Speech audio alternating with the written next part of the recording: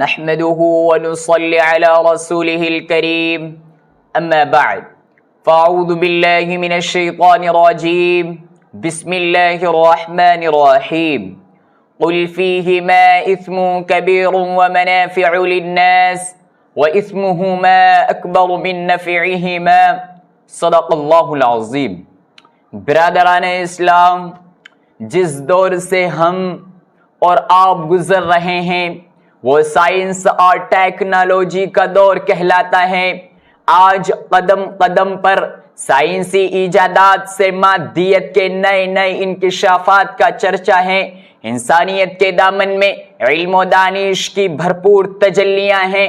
اس نے عقل انسانی کی گرہوں کو کھول دیا ہے، جس کا نتیجہ یہ ہے کہ آج انسان ہواؤں کے دوش پر اڑ رہا ہے، فضاؤں میں اسٹیشن بنا رہا ہے، چاند پر کمندے ڈال رہا ہے، سورج کی شعاؤں کو گرفتار کر رہا ہے، زمین کے پوشیدہ خزانے کو نکال رہا ہے۔ غرض کے سائنس اور ٹیکنالوجی نے اتنی ترقی کی کہ جس کا تصور بھی نہیں کیا جا سکتا۔ لیکن سوال یہ ہے کہ کیا سائنسی ایجادات اسلام کے لیے چیلنج ہے؟ کیا مذہب اسلام پر اس سے کوئی حرف آتا ہے؟ کیا آلات جدیدہ کے استعمال کا حل ہماری شریعت میں موجود نہیں ہے؟ اگر ہے تو پھر مسلمان اس کا غلط استعمال کیوں کر رہا ہے؟ میں آلات جدیدہ اور موبائل کے استعمال کا مخالف نہیں ہوں، لیکن اتنا ضرور کہوں گا اسمہما اکبر من نفعہما، ان کے منافع مسلم ہیں پر ان کے ضرر کا بھی انکار نہیں کیا جا سکتا۔ آج جو دنیا میں عریانیت، فحاشی، بے حیائی اور بے پردگی کا دورہ ہے، اس کی بنیادی وجہ ان آلات جدیدہ کا فروغ ہے۔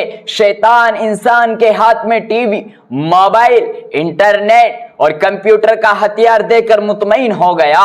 ان شیطانی آلات کے فروغ نے محترم اور مکرم رشتوں کے آنکھوں سے شرم و حیا کا پانی نکال کر گٹر میں ڈال دیا، باعزت گھرانوں کا معاشرتی وقار خاک میں ملا دیا، اچھے دینداروں کی شرافت داغدار ہو گئی، بلند و بالا ورع تقوی کے میناروں میں دراڑیں پڑ گئیں اور زندگی بھر کی نیک نامیوں پر بٹا لگا دیا۔ مسلم معاشرے کا آپ جائزہ لیجئے تو آپ کو معلوم ہوگا وہ معصوم بچے جن کو قرآن سننے سے وجد آتا تھا، جن کو قرآن سننے سے جوش آتا تھا، جن کے زبانوں پر لا الہ الا اللہ کی صدائیں ہوتی تھیں، جن کو تلاوت میں سکون ملتا تھا، جن کو مسجدوں میں راحت ملتی تھی، آج ان کو میوزک سے وجد آتا ہے، کانوں میں مزہ آتا ہے، موسیقی میں سکون ملتا ہے۔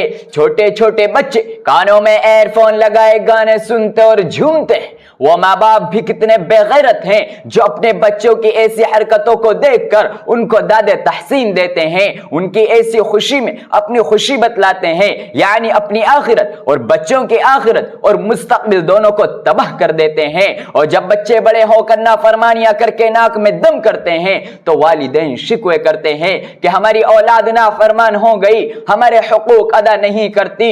تو وہ اولاد جو اپنے رب کی نافرمان ہو وہ اپنے والدین کی فرما بردار کیسے ہو سکتی ہیں؟ مسلمانوں، اگر سکون کی تلاش ہے تو آئیے ہمیں خدا کے دامن میں سکون ملے گا۔ موبائل، ٹی وی اور جدید آلات میں ہمیں سکون نہیں مل سکتا۔ یہ آلات ہمارے جسم اور باڈی کو تو بنا سکتے ہیں لیکن ہماری روح کو زندہ نہیں کر سکتے۔ علامہ اقبال نے کیا ہی خوب کہا ہے، ڈھونڈنے والا ستاروں کی گزرگاہوں کا، ڈھونڈنے والا ستاروں کی گزرگاہوں کا، اپنے افکار کی دنیا میں سفر کر نہ سکا، اپنی حکمت کے خم و پیچ میں الجھا ایسا، اپنی حکمت کے خم و پیچ میں الجھا ایسا، آج تک فیصلہ نفع و ضرر کر نہ سکا، وما علینا الا البلاغ۔